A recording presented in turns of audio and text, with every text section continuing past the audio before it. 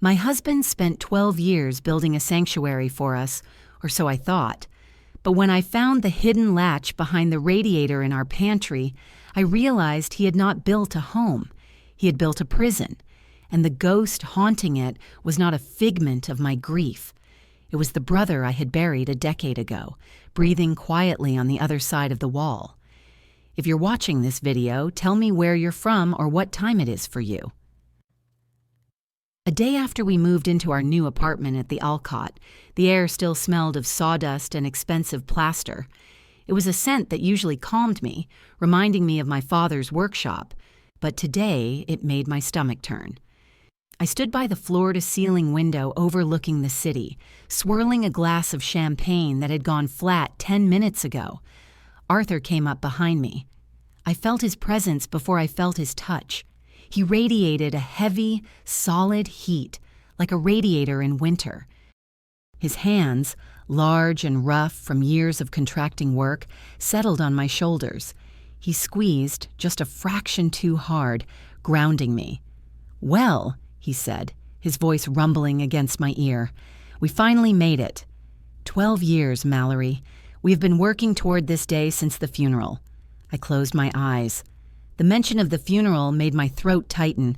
I tried to swallow the lump, but it tasted like bile and cheap wine. I forced a smile onto my face before turning around.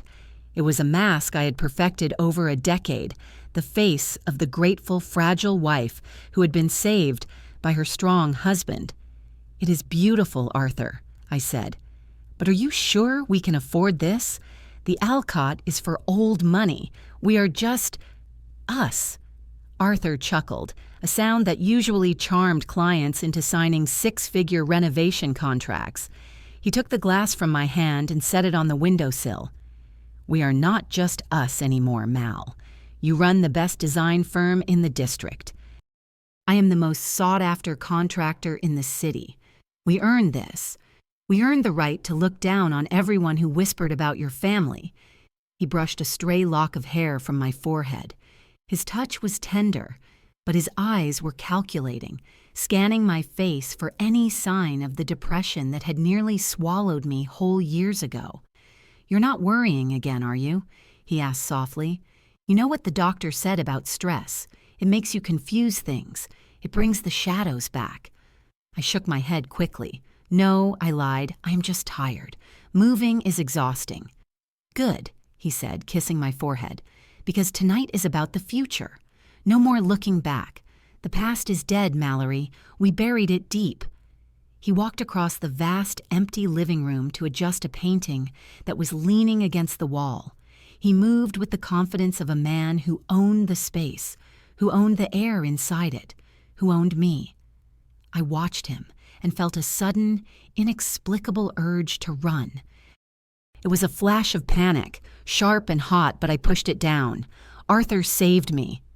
When Liam died, when the debts piled up, when my parents' legacy was about to be auctioned off for scraps, Arthur stepped in. He paid the bills. He organized the funeral. He held me while I screamed into the pillows. I looked at the high ceilings, the intricate crown molding that Arthur had restored himself. This was his masterpiece, our fortress. Why did it feel like a mausoleum? Arthur turned back to me, clapping his hands together. "I have to head to the site early tomorrow," he said, switching effortlessly into business mode. "The crew is pouring concrete at the waterfront project. You can start unpacking the library. Just do not lift the heavy boxes. I do not want you straining yourself." I nodded. "Of course.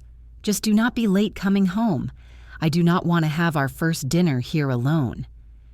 Arthur flashed that dazzling, reassuring smile. "I always come back, Mallory. You know that. I am your rock." He was right. He was my rock. But as I looked at him, standing in the center of the empty room, I wondered if a rock was something you stood on, or something that held you down underwater. The morning did not start with sunlight hitting my pillow. It started with the absence of sound. The Alcott was built in the 1920s with walls so thick they swallowed the noise of the city. I woke up and felt like I was underwater. I reached for the other side of the bed. The sheets were cold. Arthur was already gone. I sat up and looked at the clock on the nightstand. It was 7 in the morning. Usually, Arthur would leave a note, something sweet and possessive like "dreamt of you" or "back by 6. Today, there was nothing. Just the empty mahogany surface and my phone. The phone began to vibrate against the wood. It was a low, angry hum that made my teeth ache. I picked it up, squinting at the screen. The name Elise Vane flashed in white letters against the black background. My breath hitched. Elise, my sister-in-law, Liam's widow. I had not spoken to her in 3 years, not since she sent me a drunken email accusing me of forgetting where I came from. Arthur had told me to block her. He said she was toxic, a reminder of the drug-addled chaos Liam had brought into our lives. He said she just wanted money. I let it ring. The vibration traveled up my arm, shaking my shoulder. If I answered, Arthur would be furious. He would say I was inviting the darkness back in. He would say I was being weak. The phone stopped. Silence rushed back into the room, heavy and suffocating. Then it started again. I stared at the screen. Why was she calling now? She knew we had moved. The sale of the apartment was public record. Maybe she wanted to curse me out for buying a place in the Alcott while she lived in a rental on the south side. Maybe she wanted money for a fix.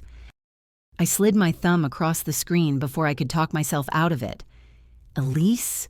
I whispered, clutching the duvet to my chest. "Mallory." Her voice was unrecognizable. It sounded dry, like dead leaves scraping across pavement. There was no anger in it, no drunken slur, just a flat, terrifying exhaustion. "Listen to me, Mallory. Do not say a word. Just listen." "I am hanging up," I said, my voice trembling. "Arthur said you might call. He said you need help, but we cannot—" "Shut up about Arthur," Elise snapped, and for a second the old fire was there. Then she dropped her voice to a hiss. "If you tell Arthur I called, I will disappear. And if I disappear, you will never know what you actually bought yesterday." My heart hammered against my ribs. "What are you talking about?" "Freedom Park, the bench by the War Memorial, 40 minutes, come alone. Elise, I have to unpack. I cannot just—" "You bought the walls, Mallory," Elise interrupted, her voice dropping so low I had to press the phone into my ear. "But I sold you what is inside them." The line went dead. I sat there, holding the phone, staring at the dust motes dancing in the morning light. The apartment felt different now. The shadows in the corners seemed deeper. The silence felt less like peace and more like a held breath. I sold you what is inside them. I threw off the covers. I did not shower. I did not make coffee. I pulled on a trench coat over my yoga clothes, grabbed my keys, and ran out of the apartment, leaving the door unlocked behind me. The park was empty, save for a jogger in neon orange looping the pond. The sky was a bruised purple, threatening rain. I walked toward the War Memorial, a slab of gray granite that looked like a tombstone for giants. Elise was sitting on the furthest bench. I almost walked past her. The woman I remembered was vibrant, messy, loud. She wore bright lipstick and laughed with her whole body. This woman was a ghost. She was wrapped in a shapeless gray coat that looked 2 sizes too big. Her hair, once dyed a defiant red, was now a dull, mousy brown, pulled back in a severe bun. She looked 10 years older than me, though I knew she was 3 years younger. I approached her slowly, my boots crunching on the gravel. She did not look up. She was staring at her hands, which were folded in her lap, twitching rhythmically. "Elise?" I asked. She flinched. Her head snapped up, and I saw her eyes. They were rimmed with red, the skin beneath them purple and bruised, but the eyes themselves were clear, terrifyingly clear. "Sit," she commanded. "Do not touch me." I sat on the opposite end of the bench, clutching my purse. The damp cold of the wood seeped through my coat. "You look—" I started, then stopped. There was no polite way to finish that sentence. "I look like I have been in hell, Mallory, because I have." She reached into a large, worn tote bag at her feet. She pulled out a tablet in a heavy-duty black case. The screen was cracked in the corner. "Arthur thinks I am a junkie," she said. "He thinks I spent the last decade snorting away the settlement money. He told you that, right? That I am a mess?" "He said you were struggling," I said carefully. "He tried to help you, Elise. He paid off your credit cards twice." Elise let out a short, sharp laugh that sounded like a bark. "He paid me, yes, but not for my credit cards. He paid me a salary." "A salary? For what? For being the warden?" She shoved the tablet into my hands. The leather case was warm from her grip. "I do not understand," I said, pushing it back toward her. "Elise, if you need money, just ask. You do not have to make up stories. Arthur is a good man. He takes care of family." Elise grabbed my wrist. Her grip was surprisingly strong, her fingers digging into my skin like talons. "Watch the video, Mallory, and then tell me what a good man he is." She tapped the screen. It came to life, showing a video player. I looked at her one last time, begging her with my eyes to stop this, to let me go back to my beautiful apartment and my perfect life. But she just stared at me with that dead, flat gaze. "Press play," she whispered. I pressed play. The video was black and white, grainy, like security footage from a convenience store. The angle was high, looking down into a small, windowless room. I squinted. The room was narrow, lined with shelves on one side. Boxes were stacked haphazardly. It looked like a storage closet. "Wait," I said, leaning closer. "That looks like my pantry." "It is your pantry," Elise said. "Recorded this morning, 45 minutes ago." I shook my head. "That is impossible." "The pantry is full of construction debris. Arthur said he sealed it off until the contractors could haul the trash away. Just watch." On the screen, the door to the room opened. A man walked in. I gasped. It was Arthur. I recognized the broad shoulders, the confident stride. He was wearing the blue button-down shirt he had put on this morning. I had ironed that shirt.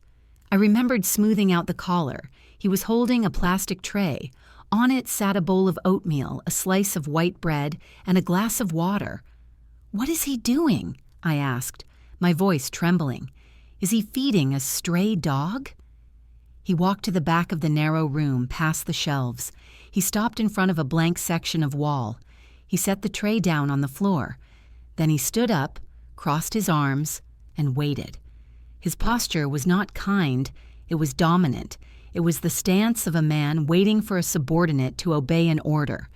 From the corner of the room, behind a stack of boxes I had assumed was just trash, a pile of rags moved. I brought the tablet closer to my face. The rags shifted, rising slowly. It was a person, a man. He was emaciated, his limbs like sticks inside filthy, oversized clothes. His hair was long and matted, hanging over his face. He crawled toward the tray on his hands and knees. He moved like an animal that had been kicked too many times, flinching, hesitant, terrified. "Oh my God," I whispered. "Arthur is hiding a homeless man? Why? Why would he do that?" "Keep watching," Elise said. Her voice was shaking now. The man on the screen reached the tray. He grabbed the bread with a trembling hand and shoved it into his mouth, not chewing, just swallowing. He looked up at Arthur. Arthur said something. The video had no sound, but I saw Arthur's lip curl. It was a look of pure disgust. He nudged the water glass closer to the man with the toe of his boot, knocking some water onto the floor. The man scrambled to lick the droplets off the concrete. I felt bile rise in my throat. This was my husband. The man who donated to charities. The man who cried during The Notebook. He was treating a human being like vermin. Arthur turned and walked out, the door closing behind him. The light in the room dimmed, leaving only the harsh glow of a single overhead bulb. The man on the floor sat back on his heels. He wiped his mouth with a dirty sleeve. Then he looked up. He looked directly into the camera. I dropped the tablet. It clattered onto the gravel path, screen up. I stared at it, my hands flying to my mouth to stifle a scream that was clawing its way out of my chest. "No," I moaned. "No, no, no." The face on the screen was older, Gaunt, bearded, dirty. But I knew the shape of the jaw. I knew the way the left eyebrow had a small notch in it from a childhood bicycle accident. I knew the eyes, deep-set, mournful eyes that I had seen every day for 20 years. "That is Liam," I whispered. "My brother, my dead brother." "I buried him," I said, my voice sounding tinny and far away. I identified the body. It was a closed casket, but Arthur showed me the police report, the overdose, the motel room. "Arthur showed you a piece of paper," Elise said. She picked up the tablet and wiped the dust off the screen. "Mallory, look at me." I could not look at her. I was staring at the man on the screen who was now curling up into a ball on a thin mattress in the corner of my pantry. "Arthur faked it," Elise said. Her words were like hammer blows. Liam was in debt, huge debt, to the wrong people. Or so Arthur told us. He said Liam was going to get us all killed. He said the only way to save the family name, to save you from the shame, was to make Liam disappear. I looked up at her then. Tears were streaming down my face, hot and stinging. So he hid him? For 12 years? "He imprisoned him," Elise corrected. "I was the jailer, Mallory. I lived in that apartment before you. Arthur bought it through a shell company.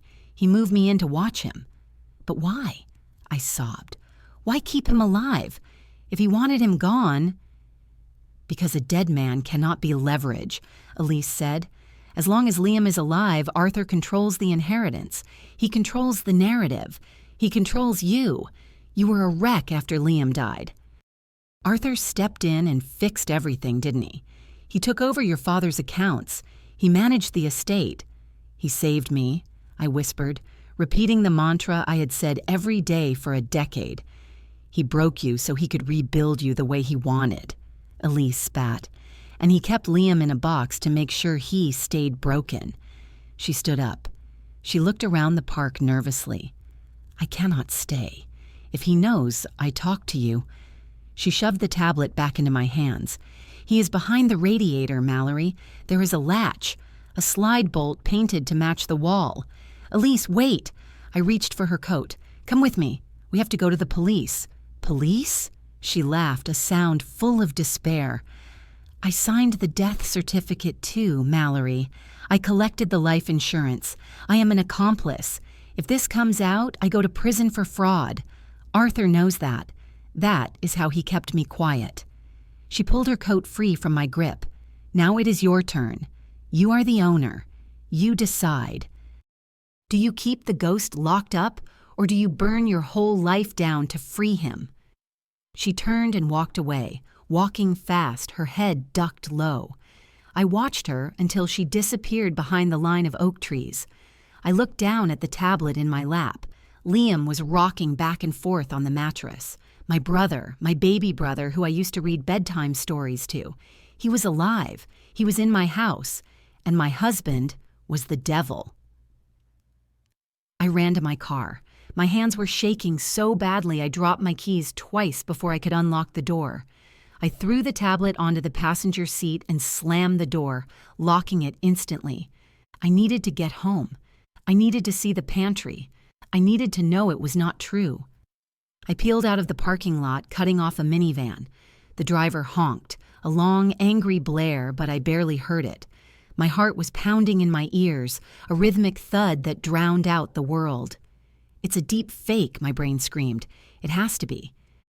Arthur was brilliant. He knew technology. He used drones for his site surveys. He knew how to edit videos. This was some kind of sick joke. Maybe Elise was blackmailing him. Maybe she created this video with AI to extort money from us. Yes, that made sense. Elise was a junkie. Junkies lie. Junkies steal. She wanted money. She hired an actor. She used special effects. I gripped the steering wheel so hard my knuckles turned white. The city blurred past the window. Gray buildings, wet pavement, faceless people. Liam is dead, I told myself. I mourned him. I spent 3 years in therapy getting over the guilt. I cannot go back. I cannot do this again. If Liam was alive, then my entire life was a lie. Every kindness Arthur had shown me was a manipulation. Every "I love you" was a shackle. I merged onto the highway, pressing the accelerator, 70 miles per hour, 80. If it is true. The thought crept in, cold and slithering.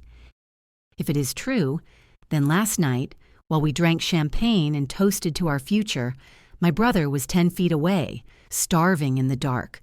While Arthur made love to me in our new bed, he was thinking about the prisoner he had just fed. I felt a wave of nausea so violent I had to swallow hard to keep from vomiting on the dashboard. I swerved to avoid a truck merging into my lane. The tires screeched. I corrected the wheel, my breath coming in short, sharp gasps. "Calm down, Mallory," I thought. "You are spiraling. Arthur warned you about this. He said you were fragile. Maybe I was crazy. Maybe I was having a breakdown. Maybe none of this was real." I looked at the tablet on the passenger seat. The screen had gone dark. It looked like just a piece of glass and plastic. It looked innocent.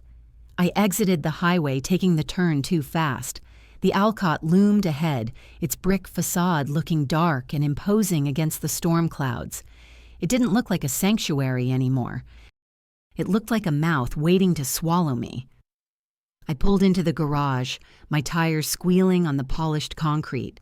I turned off the engine and sat in the silence. I would go upstairs. I would open the pantry. I would find piles of construction trash and a solid wall. I would call Arthur and tell him Elise was harassing me. He would come home, hold me, and tell me it was going to be okay. I grabbed the tablet and the keys. I stepped out of the car. But as I walked toward the elevator, I remembered the look in Arthur's eyes on the video. That look of disgust. I had seen that look before. He gave it to waiters who messed up his order. He gave it to drivers who cut him off. It was the only honest thing about the video. I pressed the button for the penthouse. The doors slid shut, sealing me in. Up I went, rising toward the truth or toward madness. I didn't know which one I preferred. I stood in the center of the living room, clutching the tablet to my chest like a shield. The silence of the apartment was no longer empty. It was heavy, pregnant with the secrets rotting behind the walls. I needed to move. I needed to do something other than stare at the pantry door, which was currently blocked by a wall of cardboard boxes marked kitchen and fragile. If I moved those boxes, I would have to open the door. And if I opened the door, I would have to know. I was not ready to know. Instead, I walked into the bedroom. Arthur's suit jacket from the day before was draped over the valet stand. He was meticulous about his clothes, a man of order, a man who kept everything in its place, including his wife. I reached for the jacket. My hands were shaking so bad the fabric rustled. I told myself I was looking for a breath mint, a pen, anything normal. But my fingers dove straight into the inside pocket. I pulled out a crumpled receipt. It was from a wholesale warehouse club on the outskirts of the city. I smoothed the thermal paper out on the bedspread. The date was yesterday. The time was 6 a.m. I read the items. 50 pounds of rolled oats, 10 loaves of white bread, 3 cases of bottled water, a bucket of bleach. I stared at the list. It made no sense. We moved into a penthouse yesterday. We had a hired chef for the housewarming party next week. We did not eat white bread. We did not buy oats in 50-pound sacks. Then I saw the second piece of paper stuck to the back of the receipt. It was a carbon copy of a money order, $1,000, payable to E. Vane, Elise. My knees gave out and I sat on the edge of the bed. The panic that had been a cold knot in my stomach suddenly loosened, transforming into something else. Something hot and familiar. He was sending money to Elise. He was buying bulk groceries that never came to our house. An affair. The thought bloomed in my mind, ridiculous and comforting all at once. It was the oldest story in the book. The successful husband, the troubled sister-in-law. Elise wasn't a warden. She was a mistress. The video? It had to be a fake, a twisted way for Elise to shake me down for more cash. Or maybe Arthur was keeping her in some cheap apartment stocked with survival food because she was an addict who couldn't be trusted with cash. Yes, that fit. The prison Elise talked about was a metaphor for her addiction. The man in the video was just some junkie she hung out with, maybe an actor she paid to scare me. Arthur wasn't a monster, he was just a cheater. I let out a breath that was half sob, half laugh. A cheater I could handle. A cheater was a problem with a solution. You divorce a cheater. You scream at a cheater. You don't have to fear for your life with a cheater. I clung to this lie. I wrapped it around myself like a warm blanket. I shoved the receipts into my pocket and waited for the sound of the front door opening. I heard the key turn in the lock at 7 in the evening. The sound was distinct. The heavy clack of the deadbolt, the smooth glide of the hinges. Arthur was home. I met him in the hallway. I didn't give him time to take off his coat. I didn't give him time to flash that winning smile. "I know," I said. Arthur froze. His hand was still on the doorknob. For a split second, his face went blank, the eyes widening just a fraction. It was the look of a man calculating the blast radius of a bomb. "Know what, Mal?" he asked, his voice careful. I pulled the receipts from my pocket and threw them at him. They fluttered to the floor, landing on his polished Oxfords. "I know about the money, Arthur. I know about Elise. I know you were with her this morning." Arthur looked down at the paper, then back up at me. His shoulders slumped. The tension seemed to drain out of him, replaced by a look of profound weariness. He closed the door and locked it. He walked past me into the living room, loosening his tie. "I was going to tell you," he said quietly. "I just didn't want to ruin the move." "So it is true?" I demanded, following him. "You are seeing her?" Arthur turned around. He looked hurt, genuinely, deeply hurt. "Seeing her? Mallory, is that what you think? That I am sleeping with your brother's widow?"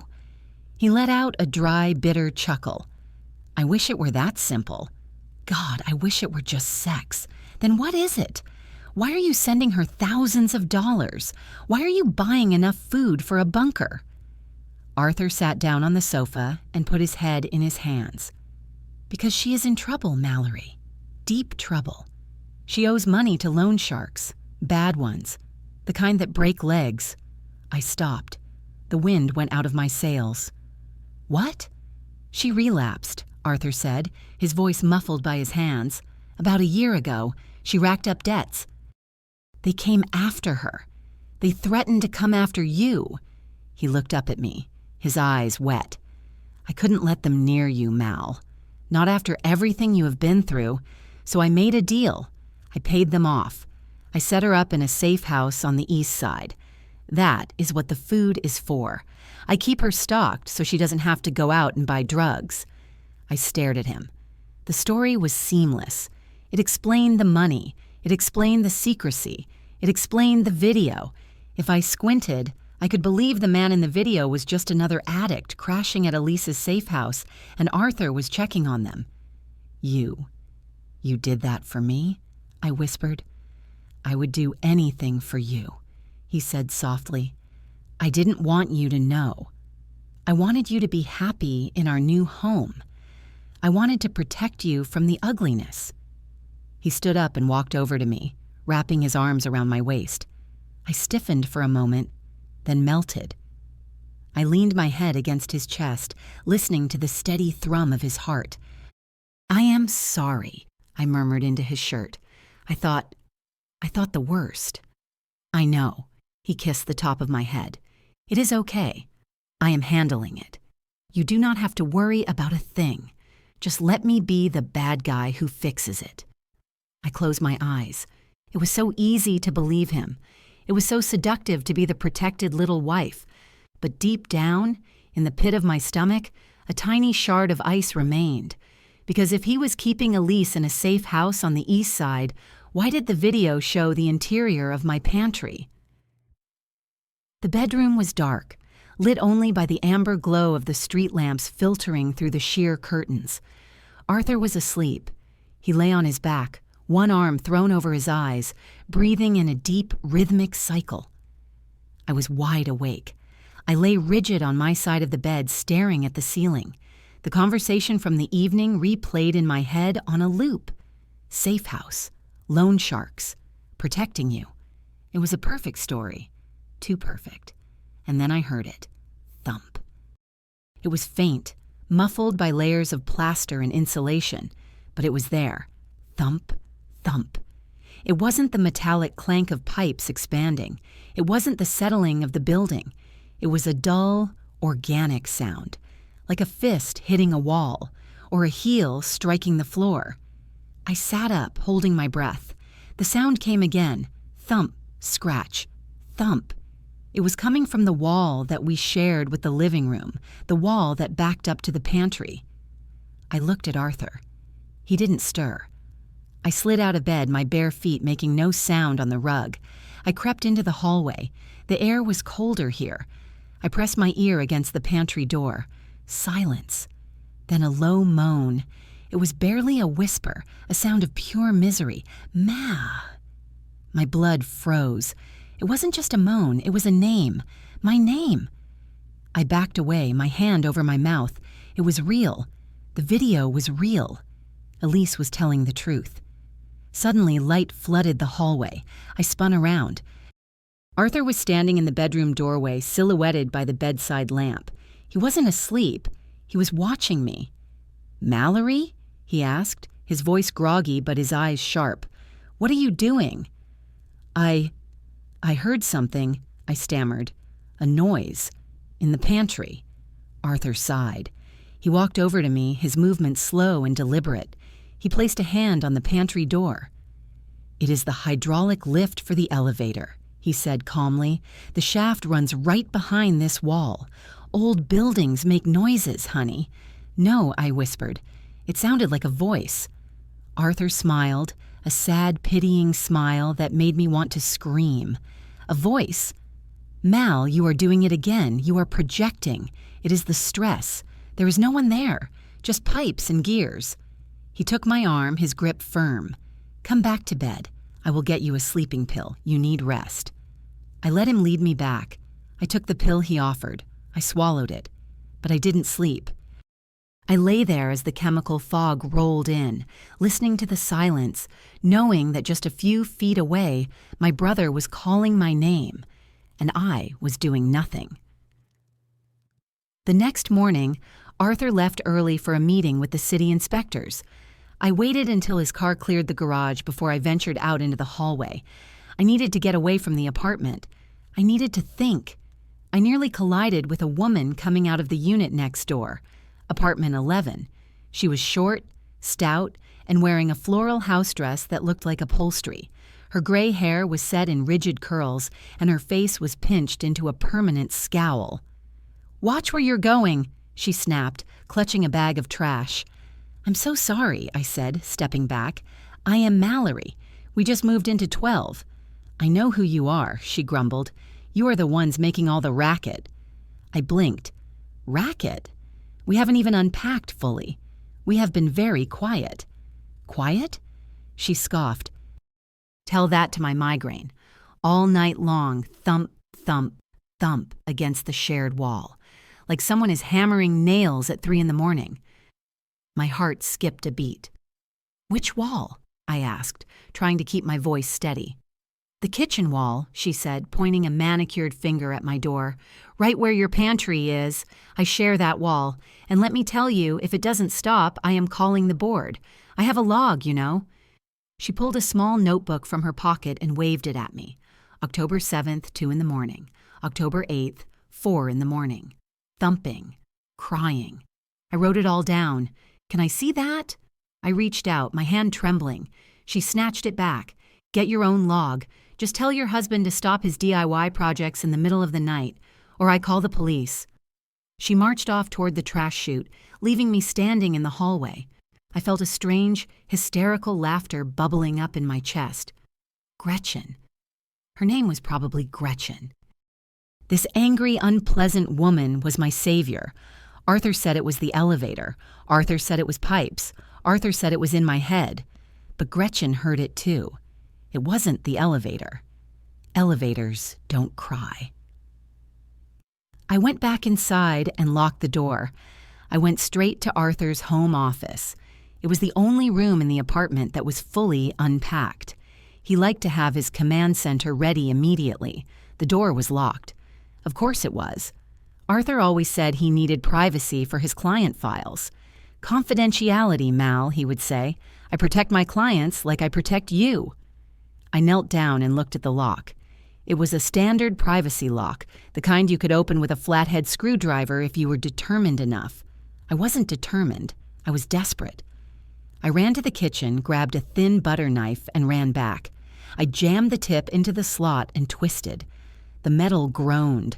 I twisted harder, not caring if I broke the lock. Click. The door swung open. The office smelled of leather and expensive cologne. I went to the filing cabinet, locked. I went to the desk, locked. I scanned the room.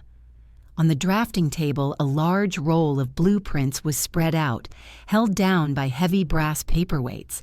I rushed over. It was the master plan for our apartment renovation. I traced the lines with my finger. Living room, master bedroom, guest room, kitchen, and there, in the corner, the pantry. On the paper, it was drawn as a solid rectangle. No door, no shelves, just a block labeled MEC for mechanical space. I frowned. The pantry I saw in the video, the pantry I had stood outside of, had a door. It had shelves. I looked closer at the date on the corner of the blueprint. Final revision, August, 2 years ago. Arthur had drawn this. He had labeled it mechanical. He had erased the room from existence on paper. I looked around the desk for the older plans, the original layouts from when we bought the shell. I started pulling books off the shelves, shaking them, hoping a key or a flash drive would fall out. Nothing. He had sanitized everything, but he had made a mistake. In the trash can next to the desk, there was a crumpled piece of paper. I fished it out and smoothed it. It was a rough sketch on a napkin. It showed the pantry wall, and drawn in red ink, right where the radiator sat, was a small mechanism, a diagram of a slide bolt, and next to it, written in Arthur's sharp, angular handwriting, "Soundproofing needed, double-layer drywall." He wasn't renovating. He was insulating a cell. I shoved the napkin into my bra. I needed more. I needed the money trail. Elise said he paid her a salary. If I could prove he was paying her, I could prove the loan shark story was a lie. Loan sharks don't take monthly installments via wire transfer. They take cash in duffel bags. The downtown branch of First City Bank was a temple of marble and glass. I walked in at noon wearing my best suit, a navy blue Chanel number that screamed, "Do not question me." I needed to look like the wife of a high-value client, not a woman investigating her husband. I bypassed the line and walked straight to the desk of a junior loan officer I had met once at a mixer. His name was Brad, or Chad, something generic. He was young, eager, and clearly terrified of his boss. "Mrs. Sterling," he beamed, standing up. "What a surprise. Is Arthur with you?" "No," I smiled, leaning my designer bag on his desk. "He is at the site. I am actually here on an errand for him. We are finalizing our taxes, and he realized he misplaced the transfer records for his charitable donations." I lowered my voice, leaning in conspiratorially. "You know how men are with paperwork. He's in a panic. I told him I would swing by and grab a printout so he doesn't have an aneurysm." Chad Brad hesitated. "Technically, Mrs. Sterling, I should have him authorize—" "Oh, I know," I interrupted, waving a hand dismissively. "I don't need to move money. I just need to see the history for the Second Chances charity. He makes a monthly donation? $700? I held my breath. I had pulled the sum and the charity name from a vague memory of a tax deduction Arthur had bragged about at a dinner party years ago. "I support rehabilitation," he had said. "Second Chances." The banker typed on his keyboard. "Ah, yes, here it is. Second Chances Foundation. Recurring transfer. 15th of every month." He turned the screen toward me. I scanned the rows. It wasn't just 700. It started at 500 12 years ago. Then it went up to 600. Then 7. I looked at the recipient account details. It wasn't a business account. It was a personal checking account. Can you see who the signatory is on the receiving end? I asked, keeping my voice light. Just so I can make sure the accountant has the right name for the write-off. He clicked a few times. It looks like Elise Vane. He frowned. That doesn't sound like a charity. I forced a laugh, though my chest felt like it was being crushed by a vice. Oh, she is the director. It is a very small organization, family run. I reached out and tapped the screen. Could you print that for me? Just the last 12 months. He nodded and hit print. The whir of the machine sounded like a judge's gavel. I took the paper. I didn't look at it until I was back in my car. $700. Every month, like clockwork. And the memo line on the very first transfer, dated 12 years ago, 2 days after Liam's funeral. It didn't say donation. It didn't say loan. It read rent. Arthur wasn't paying off loan sharks. He was paying rent for the silence of the woman who helped him bury a living man. I sat in my car in the garage for another hour before I could force myself to go back up. The air in the underground structure was cool and smelled of exhaust and concrete, a stark contrast to the suffocating heat of my panic. I held the tablet in my lap. I had to watch it one more time. I needed to be sure. I scrubbed the video timeline backward. I watched Arthur walk into the pantry. I watched him set down the tray. I watched him leave. But this time, I did not look at Liam. I forced my eyes away from the brother I had mourned for 12 years and focused entirely on my husband. I watched Arthur's hands. He walked to the door. He did not use a key. He did not punch a code into a keypad. He knelt down. I brought the screen closer to my face. The resolution was grainy, but the movement was distinct. He reached toward the floor to the right of the doorframe. His hand disappeared behind the decorative iron grill of the radiator. He paused there for a second, his shoulders shifting as if he was applying pressure. Then he stood up and pulled the door open. It was a magnetic latch or a slide bolt. It was manual. It was hidden in plain sight, just like he hid his cruelty behind a smile. I looked at the napkin sketch I had shoved into my bra. The drawing matched the video perfectly. The slide bolt was welded to the back of the radiator pipe, accessible only if you knew exactly where to reach. I turned off the tablet and shoved it under the passenger seat. I checked my makeup in the rearview mirror. My face was pale, my eyes wide and frantic. I pinched my cheeks to bring some color back. I had to look normal. I had to walk into that apartment, kiss the man who had turned my family into a ghost story, and wait for him to leave so I could break into his dungeon. Arthur was in the kitchen when I walked in. He was chopping vegetables for a salad, the rhythmic sound of the knife hitting the cutting board echoing through the high-ceilinged room. He looked up and smiled, that easy, handsome smile that had charmed bankers and board members for a decade. "Hey, stranger," he said. I was starting to worry. Did the tax errand go okay? I walked over to the counter and poured myself a glass of water.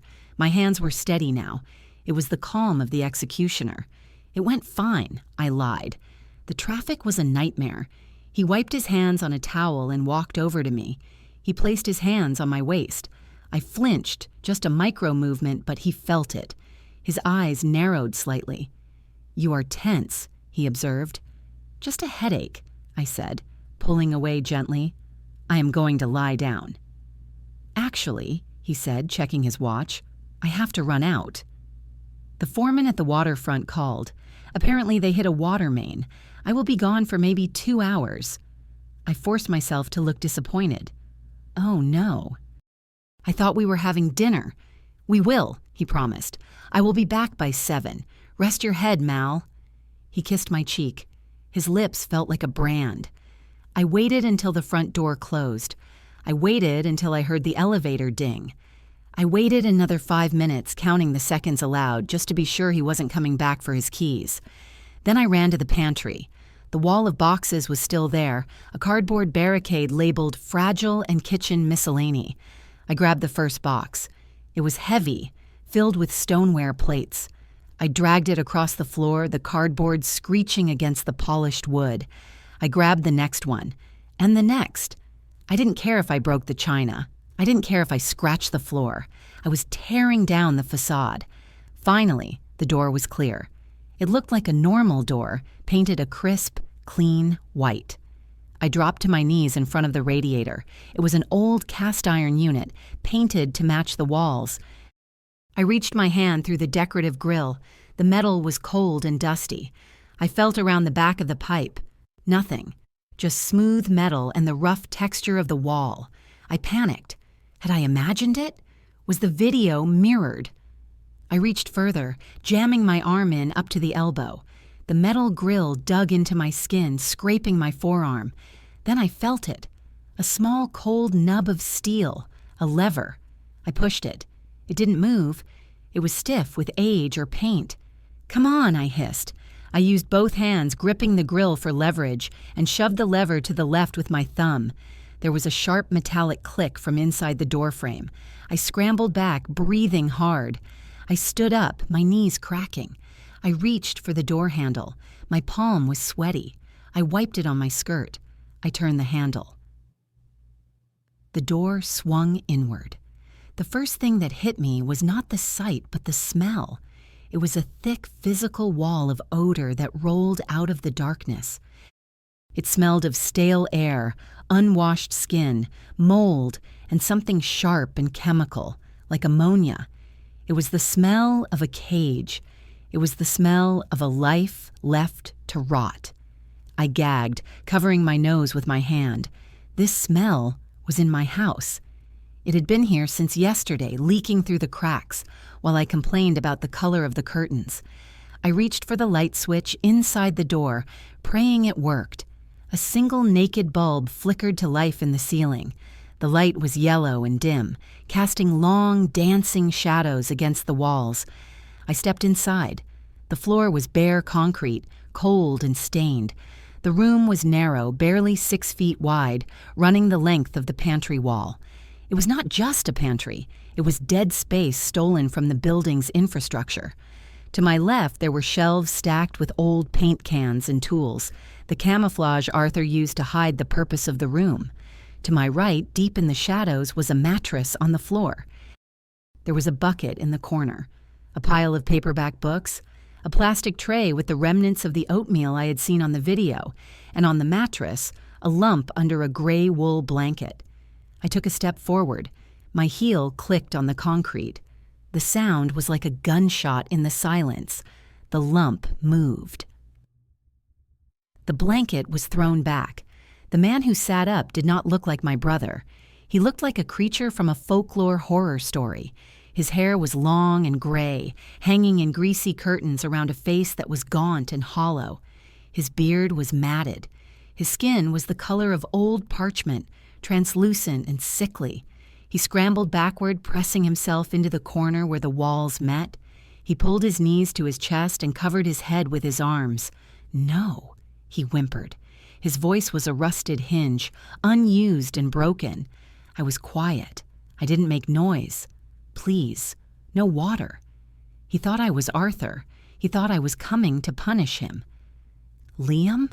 I whispered. He froze. He lowered his arms slowly, peering at me through the curtain of his hair. His eyes were wide, wild and terrified, but they were blue, the same piercing blue as my father's. "Who?" he croaked. "It is me," I said, taking a step closer. "It is Mallory." He squinted, as if the dim light hurt his eyes. He tilted his head, looking at me with the confusion of a dog that has been kicked too many times to trust an outstretched hand. "Mallory," he breathed. "Yes, I am here." He let out a sound that broke my heart into 1,000 pieces. It was a high, keen whimper. "You are dead," he said. "Arthur said you were dead. He said you died in a car crash 3 years ago." I stopped. The cruelty of it took my breath away. Arthur had not just told me Liam was dead. He had told Liam I was dead. He had severed the last thread of hope so he would stop trying to escape. "I am not dead, Liam. I am alive. I am right here." I reached out to touch him. He flinched so hard he hit his head against the wall. "Don't." He screamed. "It is a trick. He sent you. You are a trick." He began to rock back and forth, muttering to himself, "She is dead. She is dead. Do not look at her. It is a test. If I look, no food. If I look, he turns off the fan." I dropped to my knees on the filthy concrete. I didn't care about my Chanel suit. I didn't care about the smell. "Liam, look at me. Remember the beach house? Remember the scar on your eyebrow from when you fell off the bike? Remember how we used to knock on the wall? 2 shorts, 1 long?" I knocked on the floor. "Knock, knock, knock." He stopped rocking. He looked at my hand on the floor. Then he looked at my face. The recognition hit him like a physical blow. His face crumbled. "Mal." He lunged at me. I thought he was going to attack me, but he grabbed my arms, his grip desperate and painful. He buried his face in my neck and began to sob. It was a raw, ugly sound, the sound of 12 years of silence breaking all at once. I held him. I held the brother I had buried. He smelled of decay and despair, but he was warm. He was alive.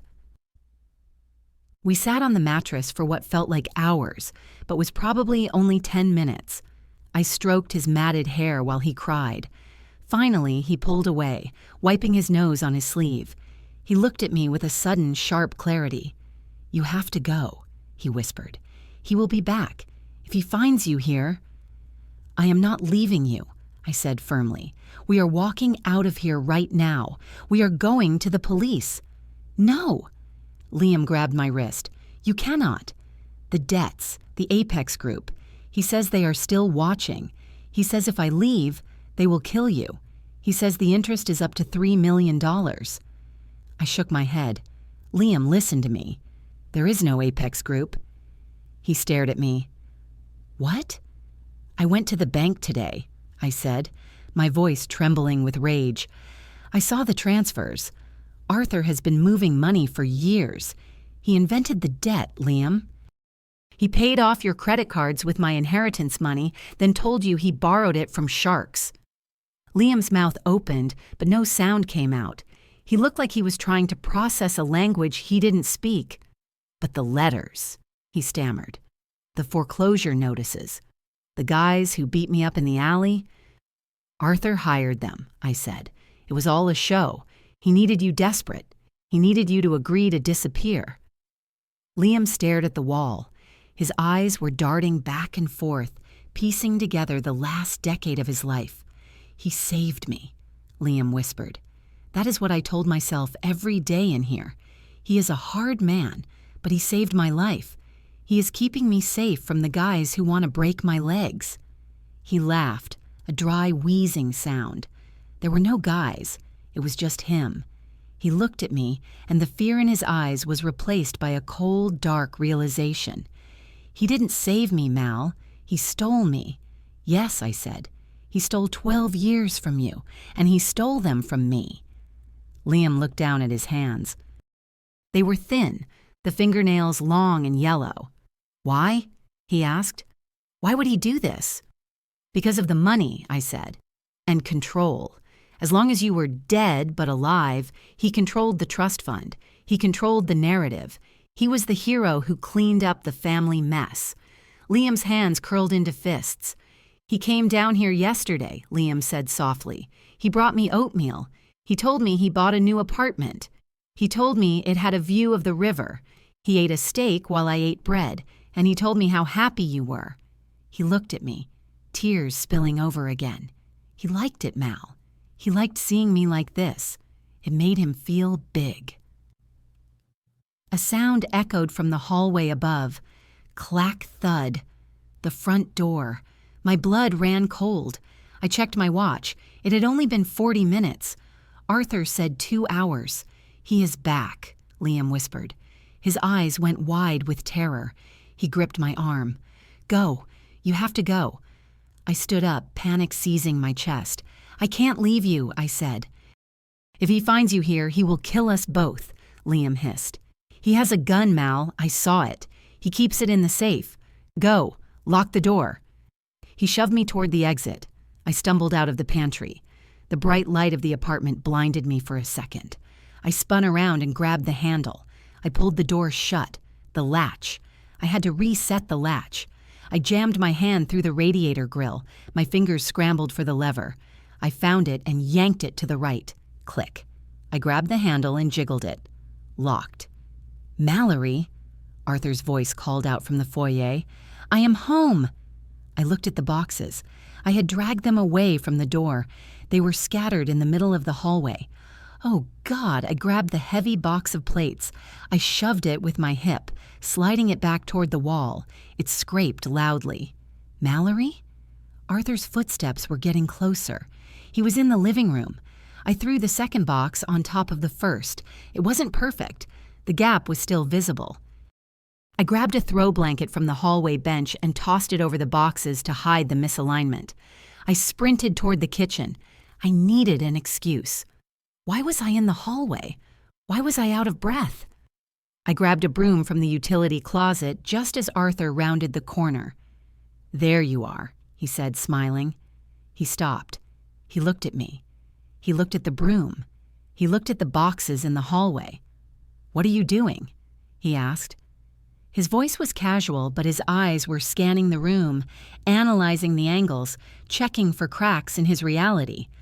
I leaned on the broom, trying to slow my breathing. I dropped a vase. I gasped. "One of the boxes!" It tipped over. "I was trying to clean it up before you got back."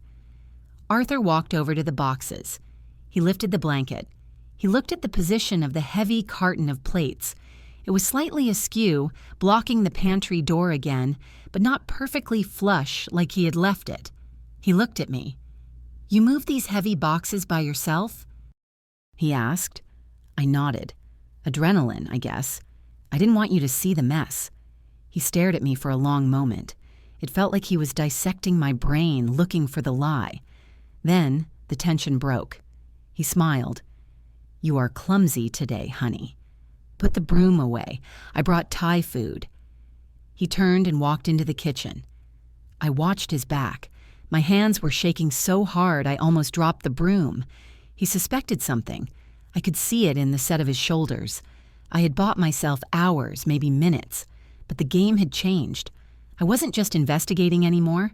I was hunting, and I was trapped in the cage with the beast. We sat at the long mahogany dining table, separated by 5 feet of polished wood and a vase of white lilies. Arthur was eating pad thai straight from the carton, using a fork to twirl the noodles with surgical precision. I stared at my plate. I had arranged the food to look like I had eaten, pushing the noodles to the side, hiding the shrimp under a lime wedge. My stomach was a knot of iron. Every time I swallowed, I felt like I was choking on my own guilt. Arthur looked up. His eyes were clear, blue and utterly terrifying in their calmness. "You're not eating," he observed. I forced a smile. My facial muscles felt stiff, like dried clay. "I am just not hungry," I said. "My stomach is still upset from the move." Arthur set his fork down. The metal clicked against the china. He reached across the table and took my hand. His palm was warm, dry, and heavy. "You know, Mal," he said softly, tilting his head, "I have been watching you today. You seem brittle." "Brittle?" I echoed, trying to pull my hand away, but his grip tightened just enough to be uncomfortable. "Yes, like glass about to shatter. You were running around with that broom like you were chasing ghosts. And those boxes in the hall? You said you knocked them over, but they were heavy. It would take a lot of force to tip those." He squeezed my hand. "Are you having an episode?" he asked. His voice was dripping with concern, thick and sweet like molasses. "You know I only ask because I love you. The last time you got like this, you started hearing things. Remember? After the funeral?" I remembered. I remembered crying in the shower. I remembered him handing me pills that made the world gray. "I am fine, Arthur," I said, my voice steady despite the trembling in my legs. "I am just tired." He sighed, releasing my hand to pick up his wine glass. "I hope so," he said, taking a sip, "because I want this to be our happy place. I would hate to have to call Dr. Eris again. You know how much you hated the clinic." He smiled over the rim of the glass. It was a threat wrapped in velvet. He wasn't talking about a doctor. He was talking about a cage. I waited until the digital clock on the bedside table read 2 in the morning. Arthur was asleep. I could hear his deep, even breathing next to me. I slid out from under the duvet, moving inch by inch. I was fully dressed under my silk pajamas. I had put on leggings and a t-shirt while in the bathroom, hiding them under the robe. I crept into the hallway. My plan was simple. Unlock the front door, run to the pantry, grab Liam, and run. We would take the stairs. We would be on the street in 3 minutes. I reached the front door. It was a massive slab of oak reinforced with steel. Arthur had installed a new smart lock system just before we moved in. State-of-the-art security, he had bragged. No keys, just biometrics and codes. I pressed my thumb against the scanner. A soft red light pulsed. Access denied. I frowned. I pressed it again. Harder. Access denied. My heart began to hammer against my ribs. I tried the keypad. I punched in our anniversary date. Error. I punched in Arthur's birthday. Error. Then a text message notification lit up the small screen embedded in the lock.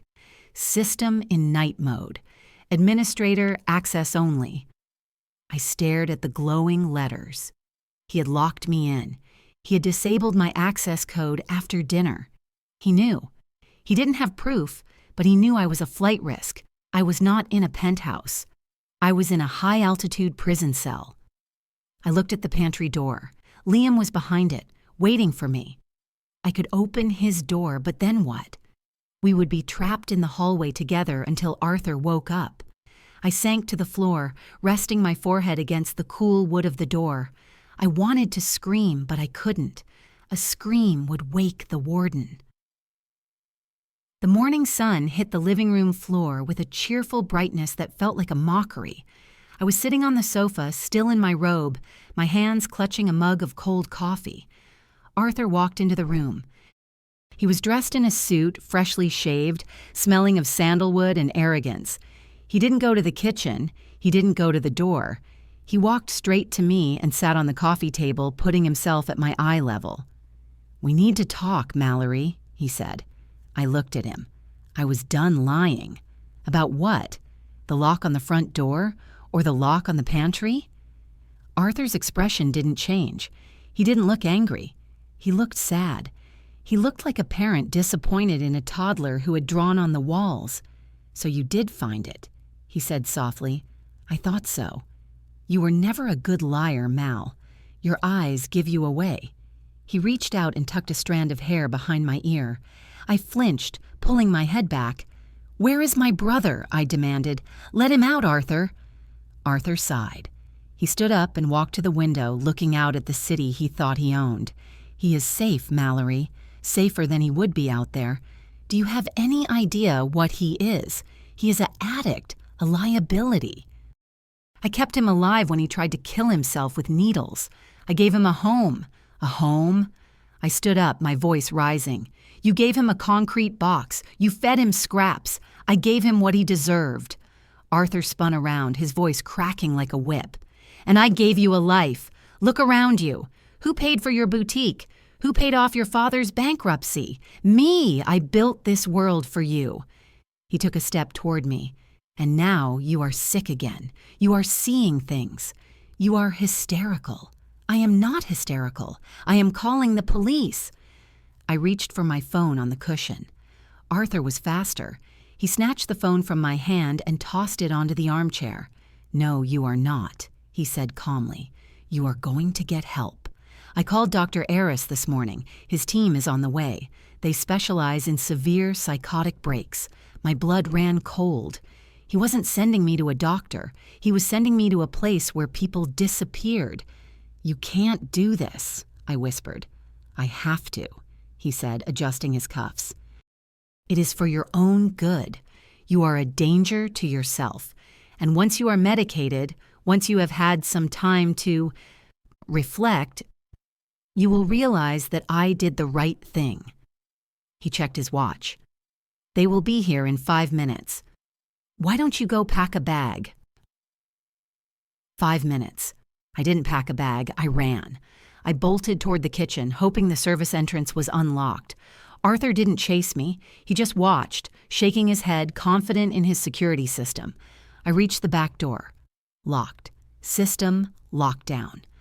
I grabbed a heavy cast-iron skillet from the stove. I swung it at the glass panel of the door.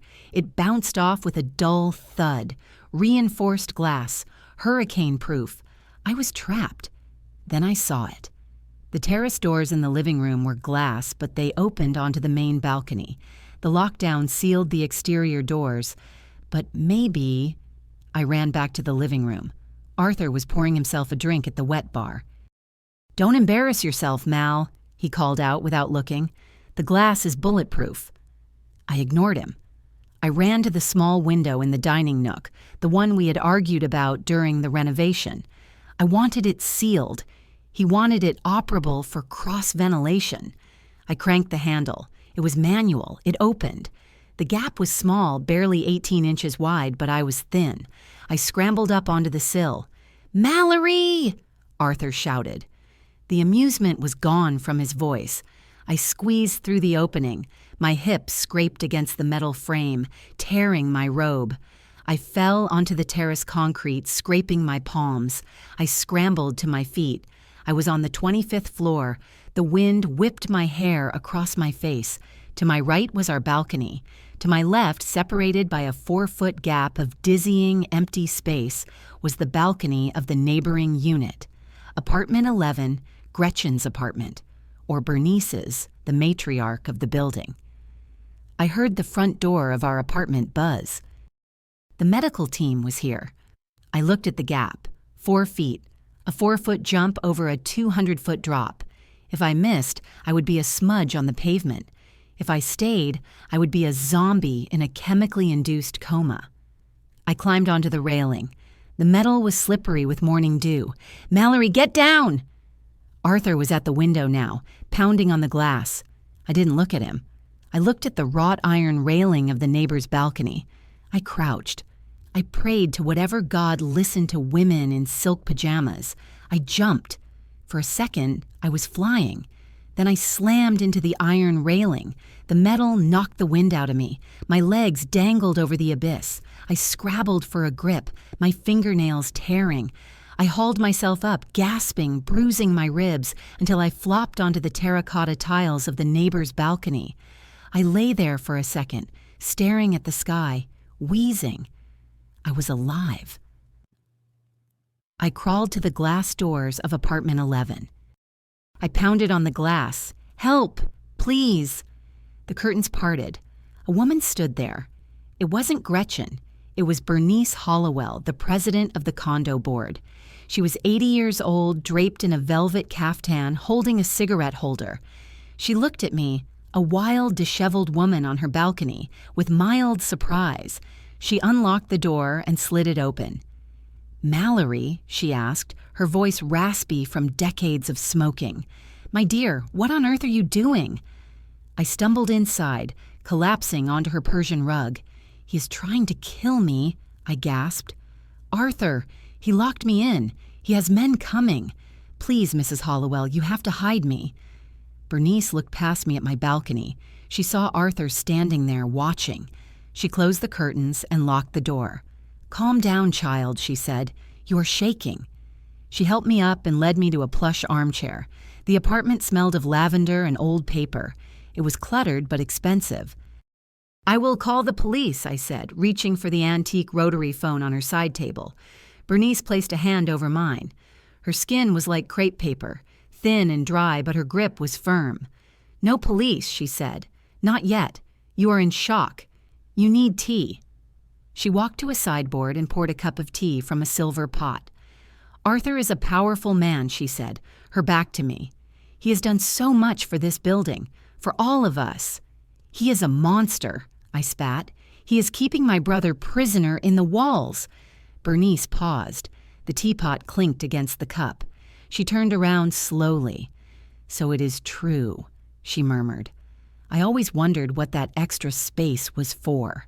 He told me it was structural reinforcement. She walked over and handed me the tea.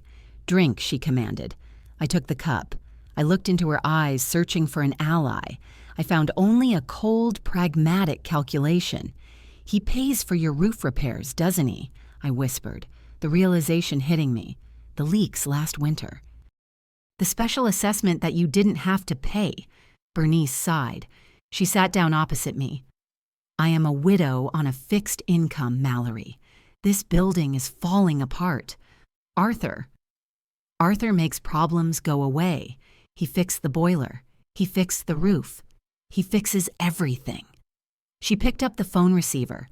She didn't dial 911. She dialed a number from memory. "Arthur?" she said into the phone. "Yes, she is here." She jumped. Yes, quite the acrobat. I dropped the tea. The cup shattered on the floor, splashing hot liquid onto my bare ankles. "You witch!" I screamed. I scrambled up and ran for the front door. Bernice didn't chase me. She just sat there, smoking her cigarette. "It is locked from the outside, dear," she called out. "The doorman has the key. Arthur is on his way down with the doctors. Just sit. It will be easier if you don't fight." I ran down the hallway of Bernice's apartment. I tried the front door. Locked. A heavy deadbolt that needed a key from both sides. I was trapped in another cage. I ran into the study. It was a small room lined with bookshelves bursting with binders. I slammed the door and shoved a heavy oak chair under the handle. I heard the front door of the apartment open. "Bernice," Arthur's voice called out. Smooth, controlled. "Is she in the living room?" "She ran to the back," Bernice replied. "The study." I looked around the room frantically. I needed a weapon, a letter opener, a heavy book. My eyes fell on the desk. It was covered in ledgers. Bernice was the treasurer of the board. She kept the books. I grabbed the open binder. It was the current year's financial log. I flipped through the pages. Maintenance, landscaping, elevator repair. And then I saw it. Consulting fee, $3,000. Paid by Sterling Construction. Special project grant, $10,000. Paid by Sterling Construction. I grabbed a handful of pages and ripped them out. This was it. This was the paper trail. Arthur wasn't just paying Elise. He was paying the board president to look the other way on his renovations. He was bribing the building. "Mallory," Arthur said from the other side of the door. He rattled the handle. "Open the door. Dr. Aris is here. He has a sedative that will make you feel so much better." I looked up. In the corner of the ceiling, there was a ventilation grate. It was small, old, and covered in dust. It was the same vent system that ran through the pantry. I climbed onto the desk. I used the heavy brass base of a lamp to smash the screws, holding the grate in place. One screw flew off, then the second. The door behind me splintered. Arthur had kicked it. I pulled the grate down. The shaft was dark and smelled of rats. It was barely wide enough for my shoulders. I shoved the ripped ledger pages into my bra next to the napkin sketch. I pulled myself up into the darkness just as the chair under the door handle gave way with a deafening crack. I crawled. The metal tunnel was a throat of galvanized steel, coated in decades of dust and grease. It squeezed me from all sides. I dragged myself forward on my elbows, the torn silk of my pajamas offering no protection against the rivets that snagged my skin. Below me, I heard Arthur shouting in Bernice's apartment. I heard furniture crashing. He was destroying the room, looking for me. I kept moving. My breath echoed loudly in the confined space, sounding like a panic attack set to a rhythm. I was no longer Mallory Sterling, the penthouse owner. I was a rat in the walls, and rats survive because they know the dark better than the people turning on the lights. The shaft angled sharply downward. I braced my feet against the sides, sliding down the vertical drop. I scraped my back, feeling warm blood trickle down my ribs. I landed hard on a pile of canvas drop cloths in the boiler room. The impact knocked the wind out of me. I lay there in the dark, inhaling the scent of heating oil and damp earth. I touched my face. It was smeared with soot. My hands were black. Good. The pristine wife was dead. The survivor had just been born. I limped through the labyrinth of pipes toward the maintenance office. A single light burned behind the frosted glass door. I knocked. "Who is it?" a gruff voice called out. "Mr. Morris. It is Mallory, Alex's daughter." The door opened. Mr. Morris, the building superintendent for 40 years, stood there in his gray jumpsuit. He held a wrench like a weapon. He squinted at me, taking in my torn clothes, the soot, the blood. "Miss Mallory? Lord have mercy. They said you had a breakdown." "Arthur told the doorman to call the police if they saw you. Arthur is lying, Mr. Morris. He's trying to kill me because I found out what he did to the building." I stepped into the office. It smelled of coffee and pipe tobacco. "I need the archives," I said. "I need the original blueprints from 1953, specifically the structural plans for the 12th floor." The old man hesitated. He looked at my wild eyes. Then he looked at the determination in my jaw. He remembered my father. He remembered the honest man Arthur pretended to be. He put the wrench down. "Cabinet B, third drawer," he grunted. I tore through the files. I found the yellowed scroll. I unrolled it on his workbench. There. I pointed to the northeast corner. In blue ink, the structural engineer had drawn a thick, solid line. A load-bearing, sheer wall, the spine of the building, and right through it, in the phantom space where my pantry stood, Arthur had cut a doorway. "He cut a sheer wall," Mr. Morris whispered, looking over my shoulder. "You cannot do that. That holds up the water tower." "He risked the lives of everyone in this building to build a cage," I said. "I rolled up the plans. Will you stand with me? When the time comes?" Mr. Morris picked up his wrench again. "Nobody messes with my building," he said. I needed one more weapon. I needed the monster Arthur used to scare Liam. I picked up the heavy black landline on Mr. Morris's desk. I dialed the number for Apex Auditing. It was a number I had found on an old invoice in Arthur's office months ago, back when I thought he was just stressed about taxes. A receptionist answered. "Apex." "Put me through to Vincent," I said. "Tell him Mallory Sterling has the money he has been looking for since 2012. The line clicked. A moment later, a deep voice, smooth as gravel, answered. "This better be good. I have been chasing a ghost for a decade." "It is better than good," I said. "You think my brother Liam ran off with your loan money. He didn't. My husband stole it, faked Liam's death, and framed you as the boogeyman to keep him quiet." There was a silence on the line. It was a dangerous, heavy silence. "Sterling played me?" Vincent asked. "He used your name to terrorize a hostage," I said. "I have the bank records proving he funneled the cash to offshore accounts. I can give you him, and the money, but I need you at the Alcott. Today. I will be there in 20 minutes, Vincent growled, "and I am bringing my lawyers." I used the service tunnel to cross into the commercial wing of the building, emerging in the back room of my design studio. I locked the door and pulled the blinds. I stripped off the ruined pajamas. I went to the washroom and scrubbed the soot from my face with cold water and harsh soap. I watched the black water swirl down the drain. I opened my wardrobe. I chose a suit, not the soft pastels Arthur liked. I chose a sharp black architectural suit with padded shoulders. It was armor. I applied red lipstick. I slicked my hair back. I looked in the mirror.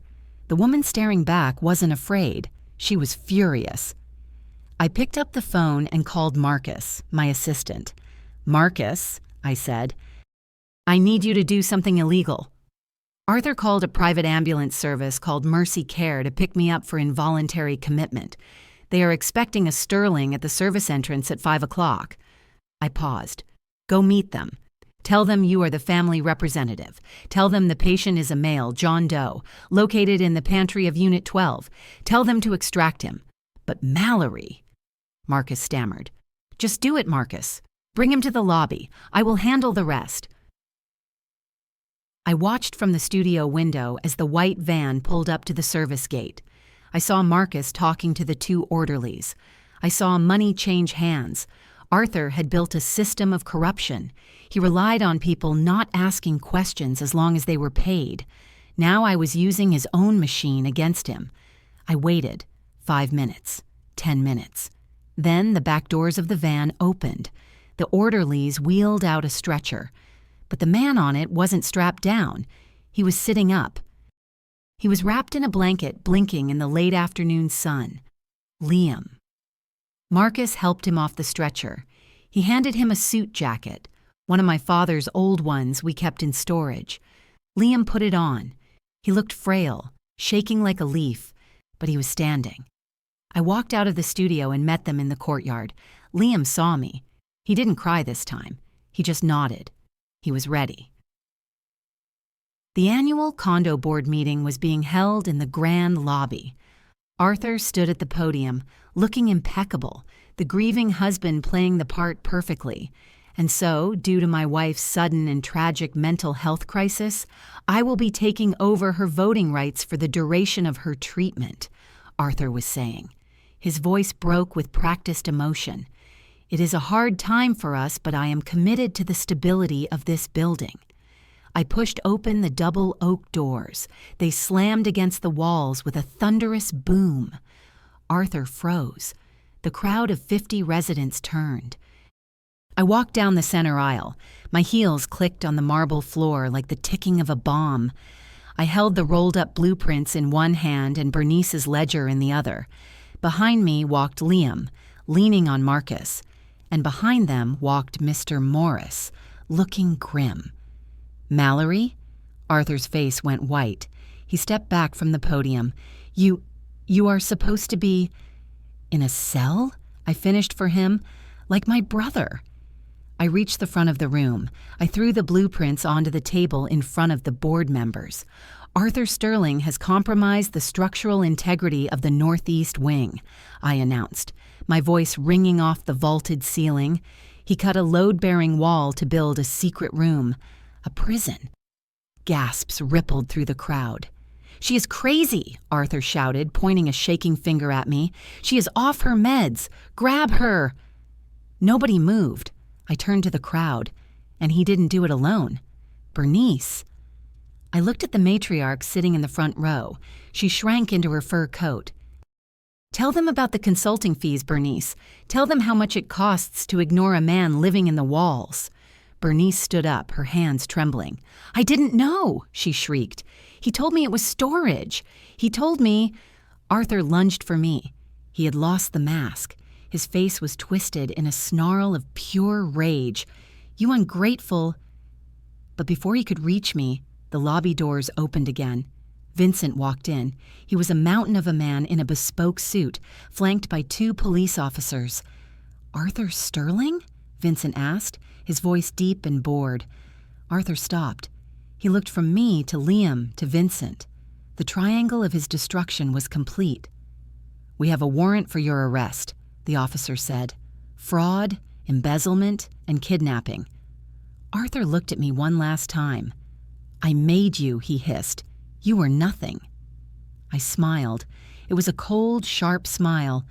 You didn't make me, Arthur. You just showed me how to break you. I watched as they cuffed him. I watched as the residents turned on him, shouting questions. I watched as he was dragged out, shouting about his lawyers. Then I turned to Liam. He was leaning against a pillar, looking at the high ceiling, tears streaming down his face. We are home, Liam, I said. We are finally home. Update, 3 months later. The contractors finished repairing the wall yesterday. Mr. Morris supervised every brick, making sure the building was sound again. The secret room is gone. It is just a wall now. I filed for divorce and annulment the day after the arrest. Arthur is being held without bail. It turns out kidnapping a man and faking his death is a flight risk flag that no judge ignores. Liam is living with me. He is in therapy 3 times a week. He still hoards bread in his pockets, and he sleeps with the lights on. But yesterday, he laughed. He actually laughed at a joke on TV. It was the most beautiful sound I have ever heard. Bernice was voted off the board in disgrace. She moved to Florida last week. I was elected the new president. My first act was to audit every single repair Arthur ever made. I sit on my balcony now, drinking coffee, looking at the city. It doesn't look like a kingdom anymore. It just looks like a city, messy, loud, and free. And that is enough for me. If this story resonated with you, leave a like and consider subscribing. You can also drop any comment below, even just one word. Maybe tell me where you're watching from, or what time it is right now. Sometimes one word is enough to say you were here.